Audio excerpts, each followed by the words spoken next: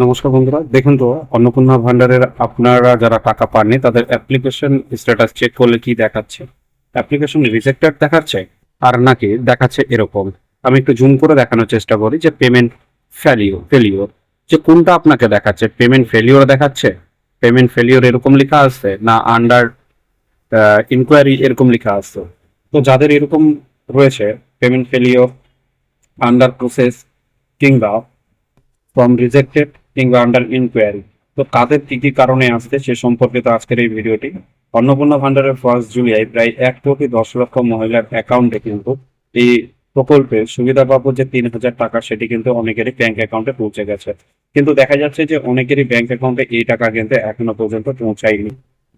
তো কাদের অ্যাকাউন্টে পৌঁছায়নি, তো তাদেরকে নিয়ে আজকের এই ভিডিওটি। মূলত যে কারণগুলির জন্য এই প্রকল্পে টাকা পৌঁছায়নি, ফার্স্ট আমরা যেটা নিয়ে আলোচনা করবো সেটি হচ্ছে পেমেন্ট ফেলিওর সম্পর্কে। যাদের এরকম পেমেন্ট ফেলিওর রয়েছে তাদের কিন্তু ডিভিডি লিঙ্ক করা নেই। আপনারা অনেকে বলছেন যে ডিভিডি লিঙ্ক করা আছে, তা সত্ত্বেও আমার ঢুকেনি কেন? আমি যে অনলাইনে দোকান বা শপ চালাই, আমাদের সিএসসি সেন্টার রয়েছে, সেখানে আমি 1 জুলাই থেকে আজকে যখন ভিডিও বানাচ্ছি, আজকে কিন্তু জুলাইয়ের 5 তারিখ, 5ই জুলাই সন্ধ্যা 8টা পর্যন্ত আমি প্রায় আমার এই সিএসসি সেন্টারে প্রায় 50 জনের মতো মহিলা এসেছিলেন, যাদের কিন্তু অ্যাকাউন্টে এখনো পর্যন্ত এই অন্নপূর্ণা ফান্ডের টাকা ঢুকেনি। এবং আমি প্রত্যেকেরই, তাদের মধ্যে কিছু জনের কিন্তু রিজেক্ট দেখেছি, অনেকেরই রিজেক্ট হয়েছে। হ্যাঁ, এবং রিজেক্টটা যদিও সেটা গতকাল ছিল এবং 4 তারিখে, এবং আজকে থেকে সেটাকে দেখা যাচ্ছে কিন্তু যে বলছে সেটা হচ্ছে আন্ডার ইনকোয়ারি।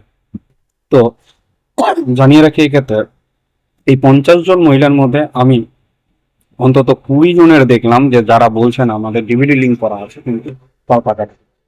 যখন আমি এনপিসিআই এক মানে পোর্টালে ঢুকে তাদের আধার সিলিং স্ট্যাটাস চেক করে দেখছি, তখন কিন্তু দেখাচ্ছে যে সেখানে তাদের কোনো রকম ডিভিডি লিঙ্ক করা নেই, অথচ তারা বলছে আমাদের ডিভিডি লিঙ্ক করা আছে। তাদেরকে আমি প্রমাণ সমেত দেখিয়ে দিলাম, এবং তাদের অনেকেরই কিন্তু আমি করে দিয়েছি। হ্যাঁ, ডিভিডি লিঙ্ক করে দিয়েছি, এখন সেটা প্রসেসিং হতে আপনারাও জানেন এনপিসিআই পোর্টালে সেটা 3 থেকে 4 দিন সময় লাগবে।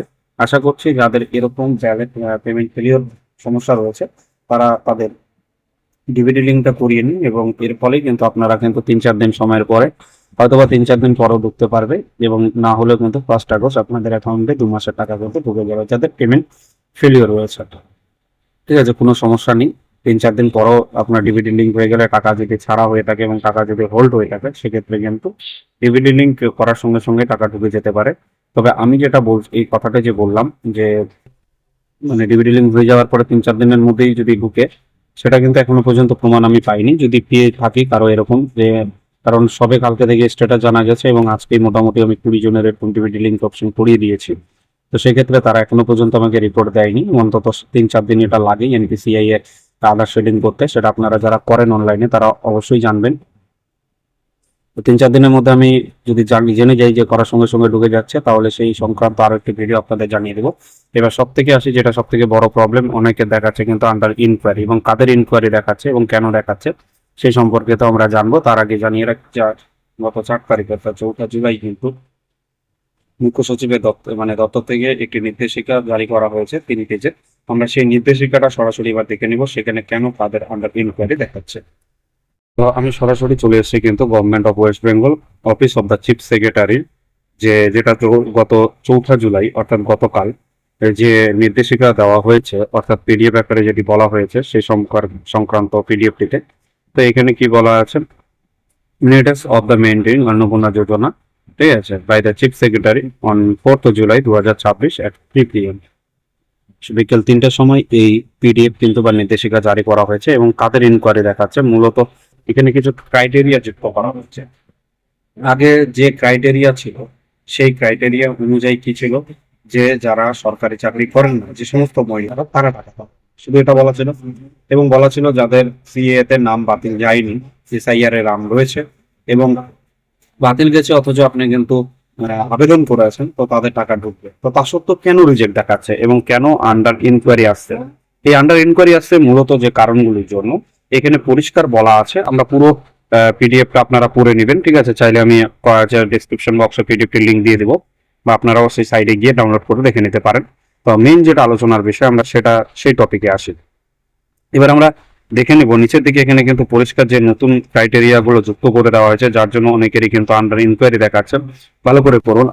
Out of 1.62 crores application received, যার মধ্যে 1.22 crores application have been approved and 27.83 lakhs from have been professionally rejected, mainly কিন্তু রিজেক্টেড নয়, professionally based on the certain exclusion criteria like the family versus income tax।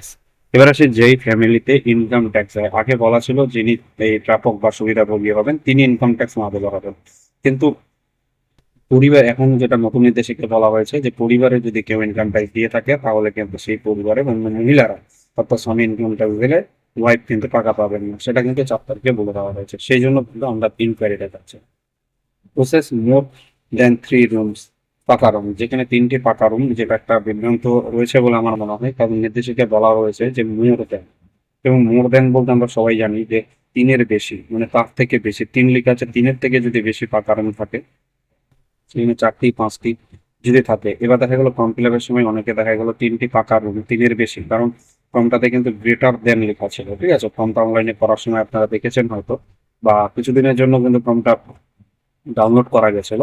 সেই download ফর্মের জায়গাটা যদি দেখেন যেখানে পাকা রুমের কথা বলা আছে সেখানে গ্রেটার দেন দেওয়া আছে, অর্থাৎ গ্রেটার দেন চিন্তা। আমরা কিন্তু গ্রেটার দেন বলতে বুঝি যে 3-এর বেশি, তাই না? তো 3-এর বেশি যদি থাকে তাহলে কিন্তু পাবেন না, এবং ওখানে যদি ইয়েস করে থাকেন সেটাও একটা হতে পারে যার জন্য ফর্ম রিজেক্ট হয়েছে, এবং বর্তমানে যেহেতু সেটা প্রফেশনালি রিজেক্ট, এবং তার জন্য কিন্তু আন্ডার ইনকোয়ারি লেভেলে আছে। ঠিক আছে, এবার আসি যে প্রসেস জিএসটি নং।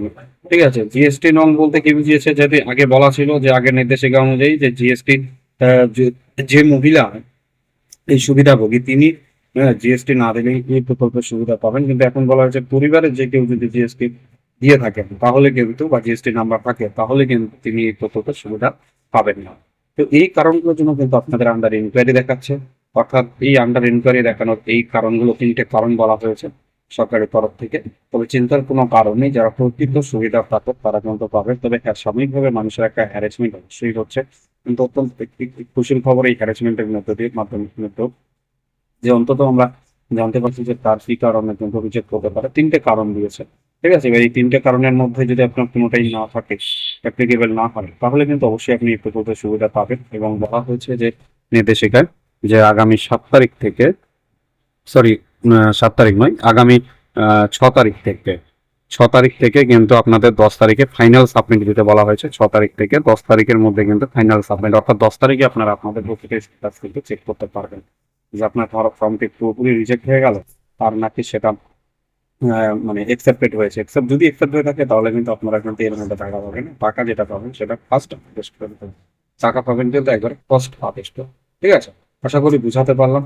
এবার 10 তারিখ পর্যন্ত আমাদের সকলকে ওয়েট করতে হবে। তবে জানিয়ে রাখি, আপনাদের বাড়িতে আইসিডিএস এর কর্মীরা কিংবা সাধু মহিলা যেতে পারেন, সম্ভবত আইসিডিএস এর কর্মীদেরকে দিয়ে এই কাজ করানো হবে।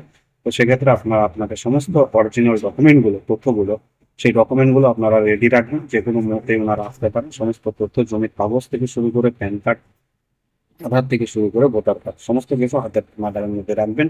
ওনারা যে কোনো সময় যেতে পারেন। এবার আপনি যদি বাড়িতে না থাকেন তাহলে আপনার বাড়ির যে কোনো একজন সদস্যকে অবশ্যই মানে দায়িত্ব সহকারে সমস্ত ডকুমেন্ট বুঝিয়ে দিয়ে, ঠিক আছে, এবং আপনি ফর্ম ফিল আপের সময় কি কি তথ্য দিয়েছিলেন তাকে বলে দিয়ে সেটা পরিষ্কারভাবে বুঝিয়ে রাখুন। যে কোনো সময় কিন্তু আইসিডিএস এর কর্মীরা যেতে পারেন। ঠিক আছে, ওনারা ঘুরে গেলে হয়তো আপনাকে হ্যাপা হতে হবে। ঠিক আছে, তো আশা করি ভিডিওটি আপনাদের ভালো লেগেছে। যদি ভালো লেগে থাকে তবে সকলকে শেয়ার করে জানিয়ে দিন যাতে ফোন রিজেক্ট হয়েছে, কারণ সবাই কিন্তু অত্যন্ত দুশ্চিন্তার মধ্যে রয়েছে। ধন্যবাদ।